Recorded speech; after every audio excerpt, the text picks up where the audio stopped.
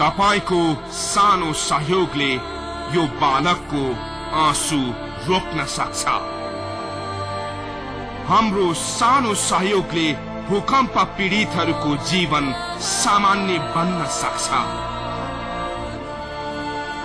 हृदयबाट सहयोग गर्नुहोस् भूकम्प पीडितहरूलाई।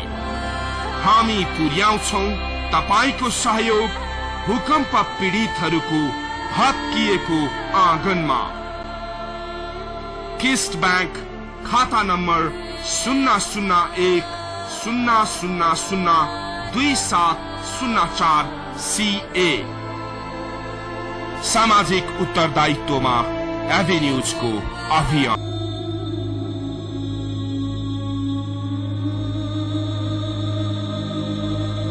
भूकम्पले आफ्नो आश्रय स्थल भत्काएपछि यसरी रोइरहेका थिए एक बालक। हामी केही दिन अघि स्थलगत रिपोर्टिङमा पुग्दा यस्तै पीडामा थिए अन्य बालक, वृद्ध वृद्धा र वयस्क पनि। भूकम्प पीडितका यस्तै पीडालाई हामीले जस्ताको त्यस्तै टिपेर खबर भित्रको खबर प्रसारण गरेका थियौं।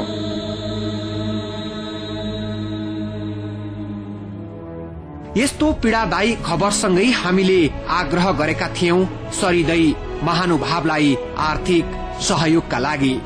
त्यस यता हामीले सञ्चालन गरेको भूकम्प पीडित राहत कोषमा रकम जम्मा हुने क्रम बढ़िरहेको छ। यसै क्रममा एक दानी व्यक्तित्वको रूपमा हामी समक्ष आइपुगेका छन् नागरिक अगुवा डाक्टर सुन्दरमणि दीक्षित। भूकम्प पीडितका आवाज सुनेपछि दीक्षित दम्पतिको मन भक्कानिएछ र केही सहयोग गर्ने सल्लाह गरेछन्। भूकम्पको स्थलगत रिपोर्टिङ एभिन्यूजको पर्दामा हेरेका यिनीहरूले लगत्तै टेलिफोनबाटै सहयोग गर्ने प्रतिबद्धता जनाएका थिए, जुन प्रतिबद्धता आइतबार पूरा भएको छ। आफ्नै निवासमा केही सामाजिक अगुवालाई साक्षी राखेर दीक्षित दम्पतिले भूकम्प पीडित राहत कोषमा 5 लाख रुपैयाँ सहयोग गरेका छन्।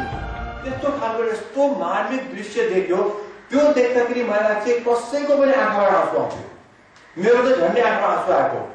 त्यो दृश्य जुन एउटा टिभीले गएर खिचिदियो र हामीलाई देखाइदियो, त्यहाँ अब त्यहाँ भएका जनतालाई कमसेकम यो त होस् कि हाम्रो लागि माया गरिदिने व्यक्ति काठमाडौँमा छन् र हामी विचार गरौँ कमसेकम 5 लाख पुऱ्याउँ।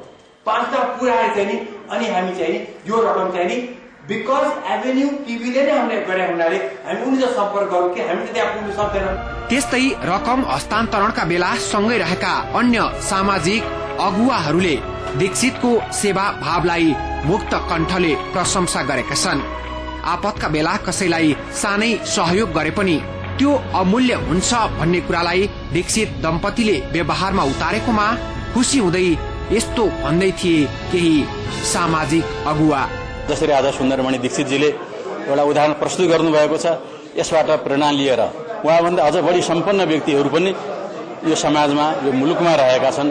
उनीहरूलाई पनि यसले उत्प्रेरित गरेदेखि अझ राम्रो हुन सक्थ्यो। यो चाहिँ बडो उदाहरणीय कुरा हो र हामी सबैले यो कुराबाट चाहिँ सिक्नुपर्छ र हाम्रो दाजुभाइ दिदीबहिनीहरू जुनसुकै ठाउँमा जहाँसुकै भए पनि उनीहरूको पीडा दुःखमा चाहिँ उहाँहरूको साथमा हामी छौँ भनेर चाहिँ एउटा महसुस गराउने चाहिँ एउटा ठुलो कार्यक्रम हो जस्तो लाग्छ मलाई। तत्त्व जस्तो भयो के भइरहेछ आज भनेर, किनभने त्याग बलिदानको संस्कारै भएन हाम्रो देशमा, जहाँबाट पनि लुट्ने चुस्ने। यस्तो बीचमा यो भनेको चाहिँ मलाई अँध्यारो, निष्कट अँध्यारोमा जुनगिरीको चमक जस्तो मलाई लाग्यो। दीक्षित दम्पतिले प्रदान गरेको रकम बुझ्दै एभिन्यूज टेलिभिजनका कार्यवाहक समाचार प्रमुख केदार कोइरालाले भूकम्प पीडितको सहयोगमा डाक्टर दीक्षितले देखाएको अग्रसरता सराहनीय र सबैका लागि प्रेरणा भएको बताएका थिए। उनले उक्त रकम केही दिन भित्रै पूर्वका विकट भूकम्प प्रभावित क्षेत्रमा पुर्याउने प्रतिबद्धता पनि व्यक्त गरेका थिए। परिवारले जुन किसिमको एउटा सामाजिक उत्तरदायित्वको ठुलो एउटा अभियान थाल्नु भएको छ, यो निकै सराहनीय छ र हामी एभिन्यूज टेलिभिजन सुरुका दिनदेखि नै समाचार सम्प्रेषण र जनतालाई सुसूचित गर्ने सँगसँगै सामाजिक उत्तरदायित्वको पनि बोध गर्नुपर्छ, हामीले त्यो पनि कर्तव्य हो हाम्रो भन्ने लागेर त्यो अठोट हामीले पहिलेदेखि नै सुरु गरेका हौँ।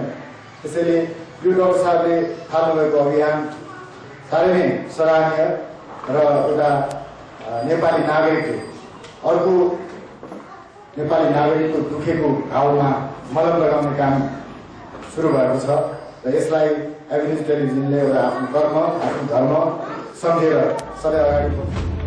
असोज 1 गते सिक्किम केन्द्रबिन्दु रहेर गएको 6.8 रेक्टर स्केलको शक्तिशाली भूकम्पमा परि नेपालका पूर्वी पहाड़ी जिल्लाहरू ताप्लेजुङ, पाँचथर र इलामका 4000 भन्दा बढी घरहरू पूर्ण रूपमा क्षतिग्रस्त भएका छन्, जसबाट हजारौं विस्थापित भए पनि सरकार र अन्य सरकारवाला निकायबाट आवश्यक राहत वितरण हुन सकेको छैन। नागरिकको कर्तव्य तपाईँ हामीले पनि केही निर्वाह गर्न सक्यौं भने यिनको पीड़ामा थोरै भए पनि मलम लगाउन सकिनेछ।